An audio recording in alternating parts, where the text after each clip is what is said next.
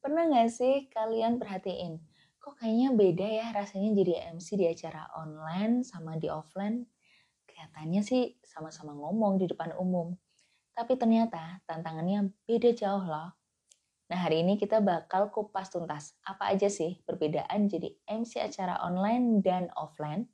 Penasaran? Yuk langsung kita obrolin.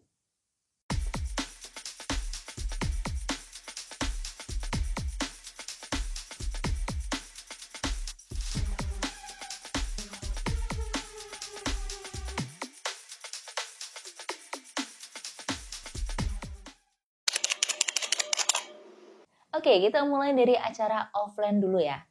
Apa sih acara offline itu? Gampangnya, acara offline adalah semua kegiatan atau event yang diselenggarakan di lokasi fisik tertentu, di mana semua pesertanya, pembicaranya, dan MC-nya hadir secara langsung di satu tempat yang sama. Misalkan nih kayak konser musik. Pasti pernah kan nonton band favoritmu di stadion, atau di lapangan, atau mungkin di venue konser. Berikutnya, seminar dan juga konferensi. Pernikahan atau ulang tahun. Ini biasanya offline dong ya. Kita bisa salaman langsung dengan pengantinnya, lalu makan bareng, bahkan kita juga bisa ketawa-ketiwi juga bareng teman-teman atau keluarga. Dan yang lainnya adalah pameran atau bazar. Nah, di sini kita bisa lihat produk secara langsung, pegang barangnya, lalu bisa secara langsung juga membaca informasinya dan juga lain-lainnya tuh kita bisa secara real ya melihatnya gitu. Ya intinya di acara itu semua interaksi pengalaman dan juga suasana bisa dirasakan. Nah, MC offline sendiri itu akan punya energi yang langsung terasa. Kita bisa lihat ekspresi mereka, dengerin teriakannya mereka, tertawanya mereka, tepuk tangannya mereka secara langsung. Kalau ada yang misalkan ngantuk, kita bisa langsung interaksi, lempar jokes, atau jalan-jalan mendekati audiens. Lalu feedbacknya juga bisa langsung kita dengar atau secara instan kita bisa langsung tanggapi. Kalau aku pribadi suka banget momen pas penonton tuh langsung berinteraksi sama jokes atau pertanyaan kita. Itu bikin semangat banget sih kalau buat aku. Berikutnya yaitu penguasaan panggung fisik. Jadi MC offline itu artinya ya bisa menguasai ruang fisik. Kita bisa jalan ke kanan, ke kiri di panggung, mendekat ke audiens, atau bahkan turun dari panggung.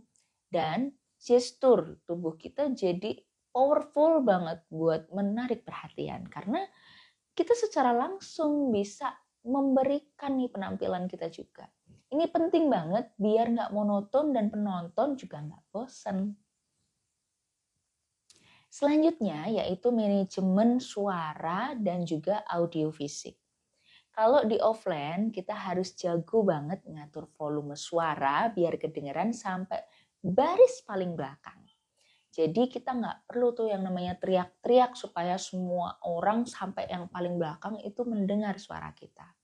Kita juga perlu ya ngecek mikrofon secara langsung, gimana akustik ruangannya, lalu gimana sih ini suara mikrofon apakah bisa terdengar sampai belakang dengan optimal. Nah, itu kita harus memastikannya sebelum acara dimulai.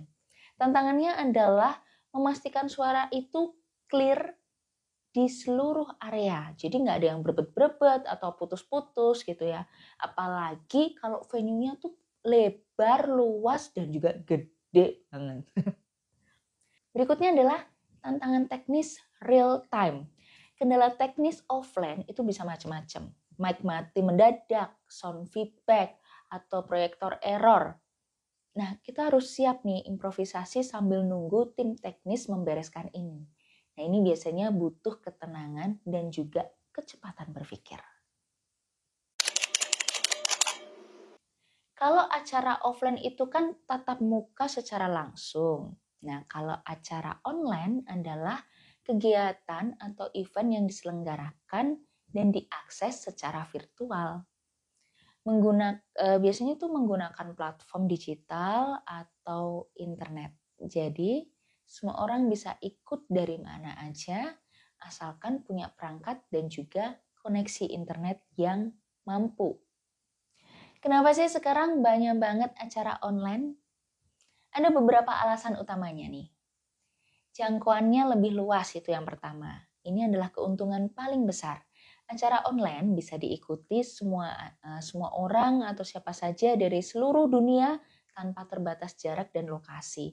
Jadi partisipasinya bisa jauh lebih banyak dibandingkan acara offline. Keren kan? Penyelenggara acara bisa hemat biaya sewa tempat, catering, dekorasi, dan masih banyak hal lainnya. Sedangkan kalau untuk peserta juga bisa menghemat biaya transportasi dan juga akomodasi. Banyak acara online yang bisa diakses kapan saja. Jadi kalau kamu lagi sibuk pas live-nya, kamu bahkan masih bisa menonton nih setelah acara itu selesai. Berikutnya adalah adaptasi teknologi. Jadi sejak pandemi COVID-19 kemarin ini kan memicu ya, semua teknologi video conference itu harus semakin canggih dan mudah dipakai. Jadi untuk mengadakan acara online saat ini itu sudah semakin terfasilitasi dengan mudah dan gampang banget. Ada beberapa hal yang wajib kita punya biar pengalamannya maksimal. Kamu pasti butuh laptop atau PC atau smartphone yang cukup powerful buat mengakses platform acaranya. Kalian juga harus punya koneksi internet yang stabil.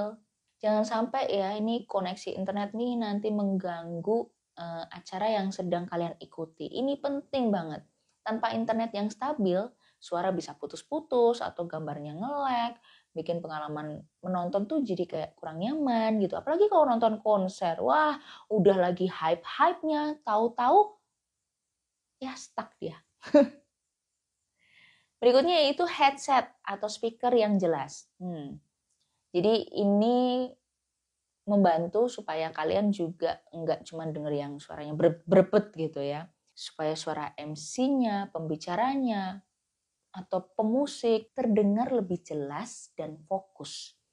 Penting banget nih makanya pakai headset atau speaker yang berkualitas. Selanjutnya adalah lingkungan yang kondusif. Nah ini harus diusahakan ya.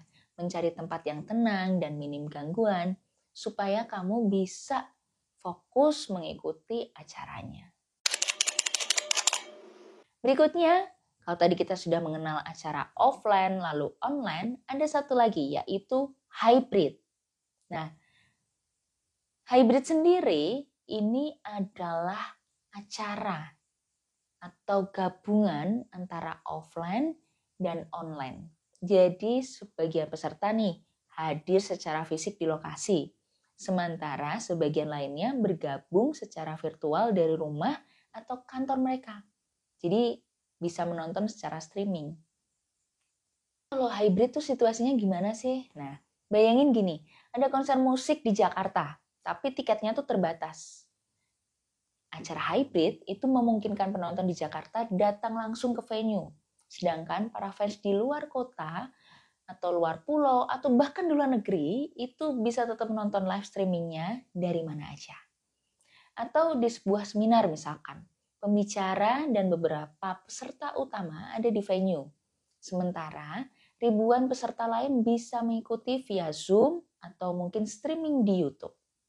MC di acara hybrid ini punya tantangan ganda. Mereka harus bisa berinteraksi dengan audiens yang ada di depan mereka, sekaligus juga audiens yang ada di layar. Ini butuh konsentrasi ekstra dan juga kemampuan multitasking yang luar biasa. Harus bisa menjaga energi yang di panggung secara fisik, tapi juga tetap ramah dan interaktif ke kamera. Double effort, jelas pasti. Tapi hasilnya juga bisa double jangkauan juga. Kalau bicara, yang mana sih yang paling diminati saat ini? Nah, pertanyaan serunya dari ketiga jenis acara ini, offline, lalu online, hybrid, mana yang paling banyak diminati? Kalau menurut kalian, mana? Kalau kita lihat tren di tahun 2024 sampai 2025 ini, setelah pandemi mereda, acara offline memang kembali menunjukkan peningkatan minat yang signifikan.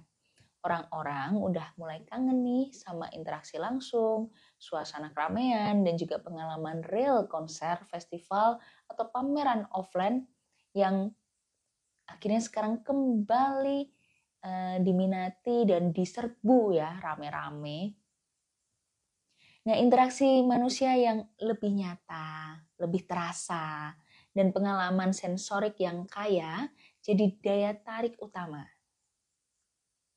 Namun, bukan berarti acara online ditinggalkan begitu aja. Ternyata acara online juga masih punya pasarnya sendiri, terutama untuk acara yang butuh jangkauan sangat luas. Lalu efisiensi biaya atau fleksibilitas waktu. Webinar khusus online atau meeting internasional masih sangat dominan di platform digital. Tapi, yang paling menonjol dan diprediksi akan terus berkembang pesat adalah acara hybrid. Kenapa? Karena hybrid menawarkan yang terbaik dari dua dunia. Kamu bisa dapat interaksi langsung bagi yang bisa hadir secara langsung, tapi juga bisa menjangkau audiens global yang nggak bisa datang secara langsung. Ini solusi cerdas untuk memperluas jangkauan tanpa menghilangkan esensi interaksi fisik. Bahkan di berbagai riset dan laporan tren event 2025, hybrid event sering disebut sebagai salah satu tren terbesar dan paling dominan. Bisa dibilang saat ini minat terhadap acara offline kembali tinggi, tapi acara hybrid adalah masa depan event yang terus berinovasi dengan dukungan teknologi canggih. Udah kebayang kan sekarang bedanya jadi MC di dunia nyata, di dunia maya, dan di tengah-tengah keduanya. Yang paling penting adalah terus belajar dan beradaptasi dengan platform yang ada. Menurut kalian jadi MC di acara online, offline, dan hybrid yang paling seru dan menantang tuh yang mana sih? Komen di bawah ya. Jangan lupa like, share, dan subscribe ya, biar nggak ketinggalan tips-tips seru lainnya. Sampai jumpa di video selanjutnya. Bye!